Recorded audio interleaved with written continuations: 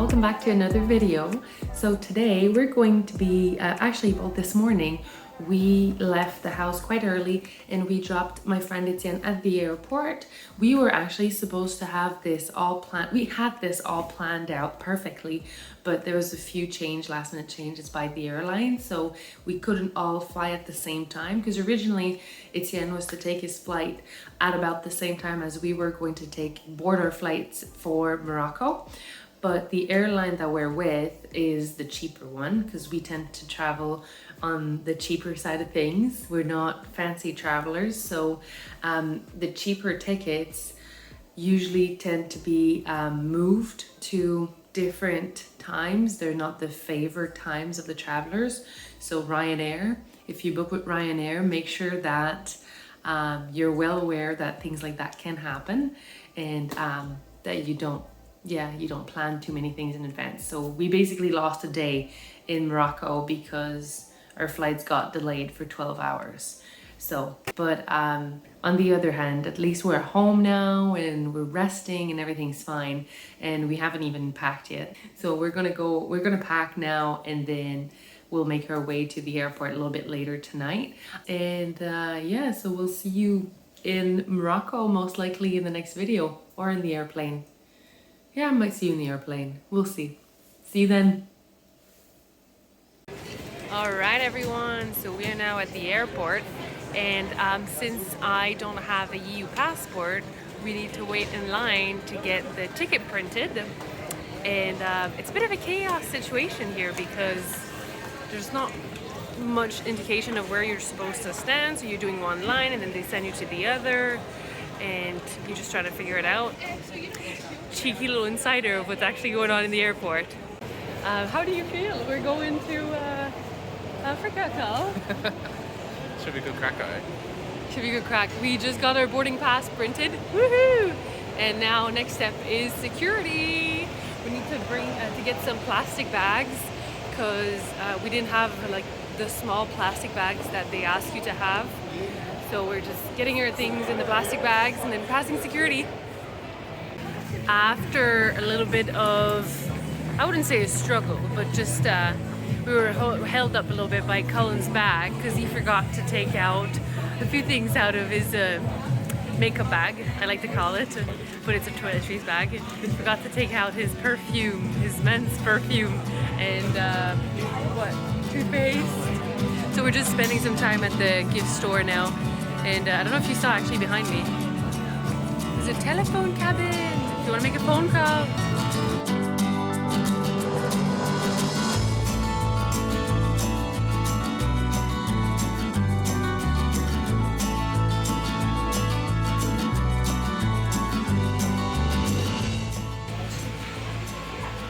Yes.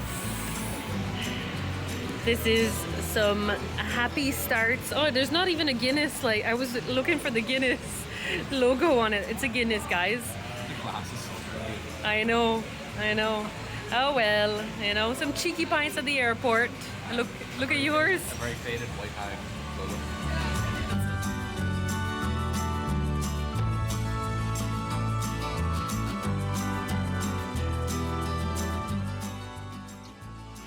Cheers.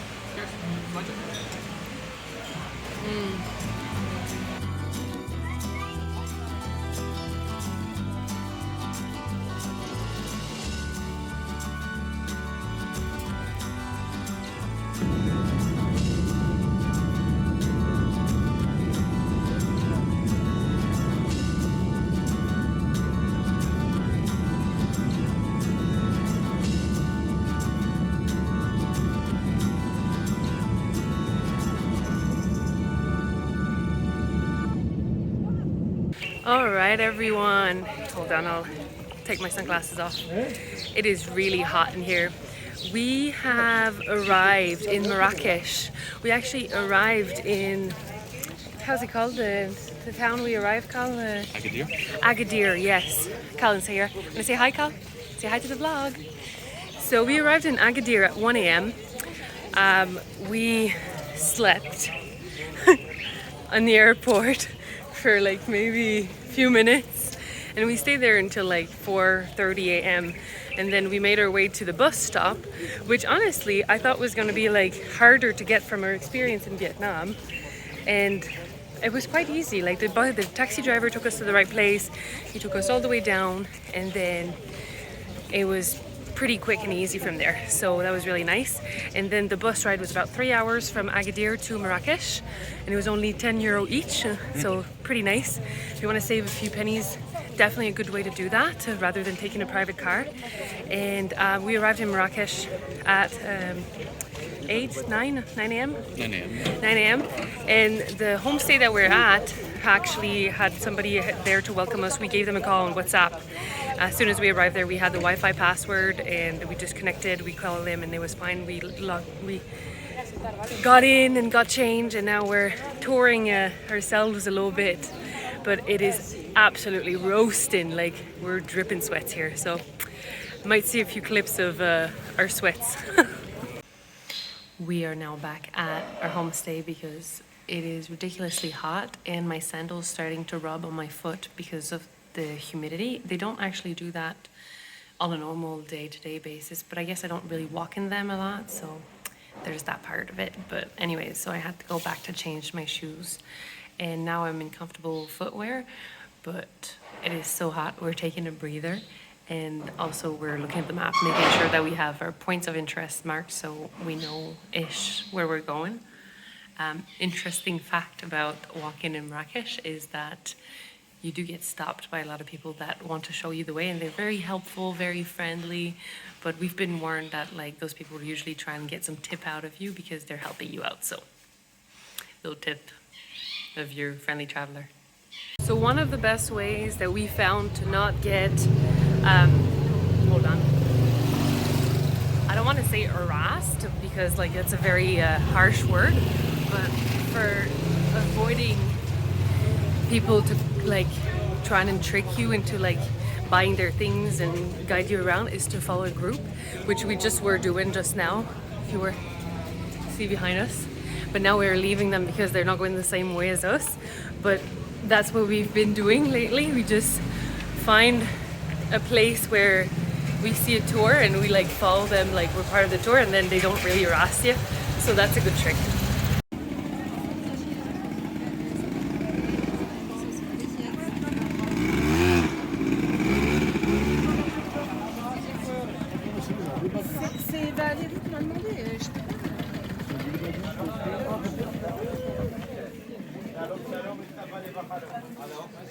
No, thank you, sir. No, thank you. No, thank you. No, thank you. As I'm here like filming them.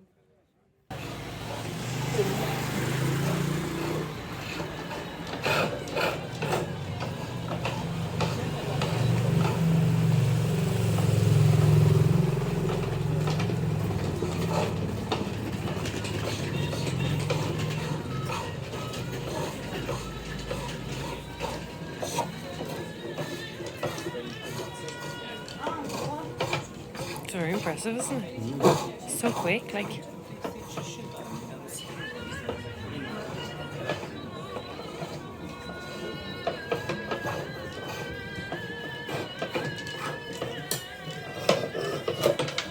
All right, you guys, so what you've just seen is a man in action of like making some wooden Chess pieces. was it?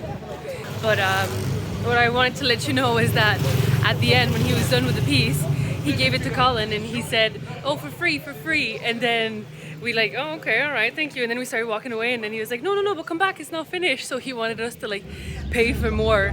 But yeah, so we ended up giving it back to him. So we didn't keep the piece of chest that he made for us. But yeah, so that's that story of us wandering Marrakesh.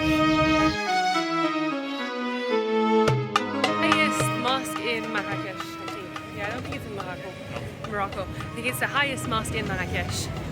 Come down here. Just right there. Pretty high. And yeah, we're just gonna walk around it. Currently there's some nice gardens, so we'll have a look at that.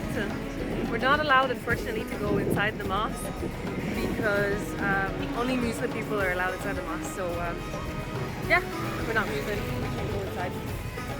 I mean, it's the way it is. And we're just gonna wander around. The mosque behind me.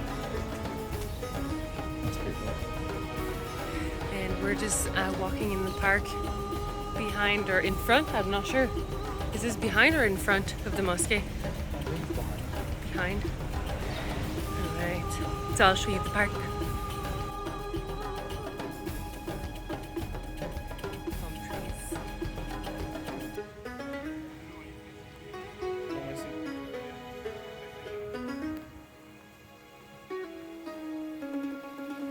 Go for a swim.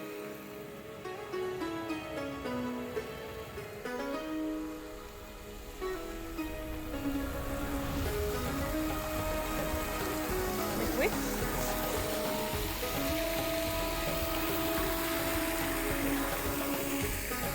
Well, he just offered you some. All right, you guys, so this is now the afternoon.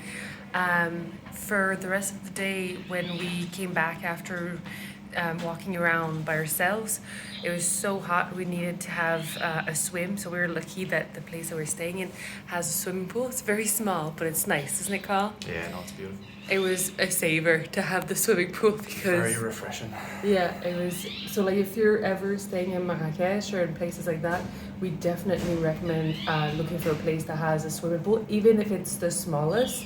If there's something for you to go for a swim, take it. Air conditioning and swim pool Yeah, are a so- must, yeah. especially in June, July, and August, and even May. It gets very hot. Yeah, like Colin said, air conditioning too. We started the AC in our room. Not crazy, like we're keeping it at 2021 around that, just so like it feels refreshing because it's so hot outside. So we even, I know we're going out now to go for, well, looking for food. So we're gonna be probably taking some street food this time. This is some Moroccan cake, and then I'm not sure if this is yogurt. He said it's something else. So we'll give it a try, a taste, and then some freshly pressed orange juice. And there's some pancakes coming, and the crepes have arrived. Yay! Good morning, guys. We're now on day 2 of our travels in Marrakesh, and so this morning we had a lovely breakfast that was included in the RIAD that we're staying in. So now we're gonna go do a self-guided tour of Marrakesh. It's the introduction walk tour. So we'll bring you along to that and maybe give you a little bit of history. What did you say it was? Marrakesh Chow. Chow is Colin's family cat. Sleeping cat. It looks pretty cozy there, doesn't it? All right. Oh yeah, so last night, guys, we didn't bring you along with us to the market that we went to because it was pretty crazy. I got a lady that tried to do a henna tattoo on me, and Colin had to rip off my arm, so she wouldn't do a henna tattoo on me and like make you pay for it. She like was holding my arm and I was trying to pull on it, she wouldn't let go. And yeah, it was one experience, and I just didn't want to like film like people and then they would come to you and ask you for money because you've taken a photo of their monkey or something like that, because there's a lot of monkeys in the center of the square and there's people charming snakes. So because of all that, I just felt like it was best not to film any. If tonight we end up going again, I might try and get a few clips just to show you, but I'm going to be very careful again just because I don't want to be asked for money for taking photos or videos of them. And today also, tip of the traveler in a hot country, I am wearing proper footwear and proper socks so my feet don't like yesterday, because yesterday my feet were swollen because of the heat and all the walking we did. So make sure you wear proper footwear when you're going to be walking around hot cities like this. All right, everyone, so we are now in the museum of, what was it, Waving and Carpets, which is a very historical museum of Marrakesh. And just wanted to let you know that masks are mandatory, so don't forget to bring along your masks if you're trying to visit indoor places in Marrakesh, they still require you to wear a mask. And if you're a student on Wednesday, it's free. And if you're a student or a teacher, but bring your card with you.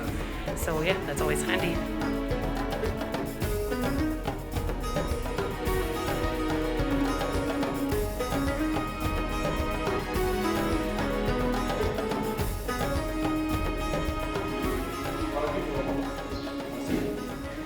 This way, please. Watch your step. Alright, you guys, so we're gonna go up exploring. What I like the most actually about this, you're gonna find that funny, but it was a museum for carpets and welding. But what I liked the most was actually the architecture and the tiles. So that's kind of what I'm showing you here. And that was that. The original wall was made of stone, clay, and like pinkish dirt. And then when that started to crumble, They started rebuilding the wall with the bricks, or like more like bricky type of stone. And then like there's the main structure inside is wood, which supported the clay. Yeah. So during the restoration, you would have found these holes. The hole is wall there, in yeah. the 16th century, originally built in the 10th century. Unfortunately, we can't access the top of the walls, guys. And well, this was the original wall, and we'll show you in a second the refurbished new walls when the city outgrew these older walls. Nice. We are really feeling the heat right now, guys. Top tip of your friendly traveler. Irish people, Colin said, do not come here in June, July, August. Yeah, I'm even feeling it in June. Definitely don't come here in July and August, but We're in June right now. June is tough as well. Yeah, and it's pretty hot. Like, we are dripping sweat. Sorry, it's a bit disgusting, but it's true. And yeah, the guy said the best time to come is May. Yeah. The guy at our RIAD place said that May is where like the city starts living again after the winter, and it starts to get a little bit busy. It's not overly quiet, so you'll still have a few stores to go to, but it's not as crazy busy as June, and it's not too hot for July and August. So yeah. Storks. The storks. Oh, look at the kitty. Good man, yeah. Sadian tombs. Those who wish to understand the incredible beauty of ancient Marrakesh should visit the Sadian tombs in the Medina's royal district called the Kasbah. The Sadian dynasty ruled in Morocco from 1554 until 1659, and almost nothing from their reign has survived till our day, except the tombs, which are commissioned by Sultan Ahmad al-Mansur and in 1554 for himself and his family. When the dynasty fell to Alawites, the new sultan wanted everything built by the Sadians destroyed, but drew a line at the touching tombs, which were partially sealed off, although important people were buried here until late 1792. Al-Mansur himself, along with 60 members of the Sadian family, was entombed in the exquisite Hall of the 12 Columns, adorned with important Italian marble, intricate and geometric tilework, gilded honeycomb cornice, and elaborate ceilings done in detail and vibrant colour. The nearby hall of 3 niches houses important princes, while some 170 chancellors and wives are interred in the garden. The tombs remained hidden until 1917, where they were discovered from aerial photographs and lovingly restored by a French organisation, the Beaux Arts Service. Due to having been sealed and protected from external conditions, the tombs are remarkably preserved, and the Beaux Arts have done a wonderful job. Those who rest here indeed rest in peace. Why you should visit this place is because the stunning architecture of the tombs will keep you in awe of the great design produced back in the day. Top tip. Ticket lines can be long, so an early morning visit will be generally cooler and more pleasant. It almost looks like a seashell on the walls, doesn't it? It kind of does. All right. Oh, look at the flowers. It's really nice.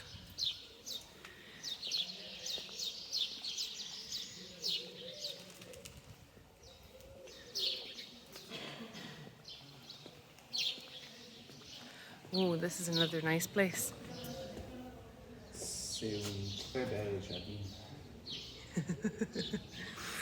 That was better, no? Yeah, yeah.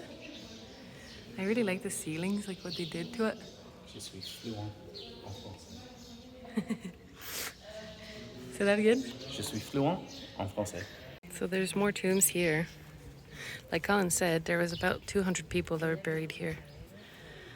That's a different view. So we came from the back way there, and then this is the other side.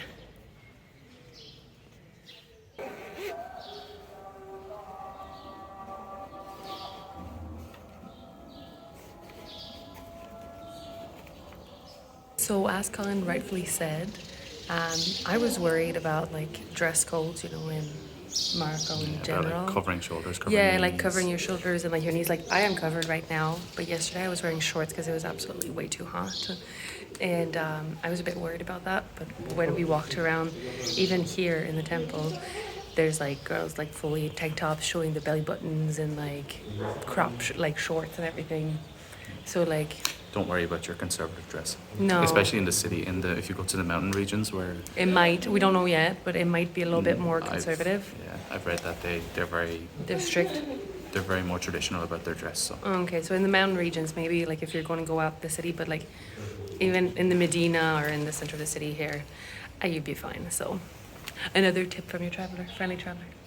And here that was a bit of a bad decision on our part. It seemed fine and alright at first, but it was way too rough of meat for me. Colin liked it, but yeah. So what you guys just saw is the new walls of the Medina. What you saw earlier today was the old walls of the Medina, and now when you walk a little bit more out towards the new town, then you have the new walls. And like we said earlier, the holes are where the scaffolding would have been in when they resurfaced the walls. All right, you guys, so that was our first 48 hours in Morocco.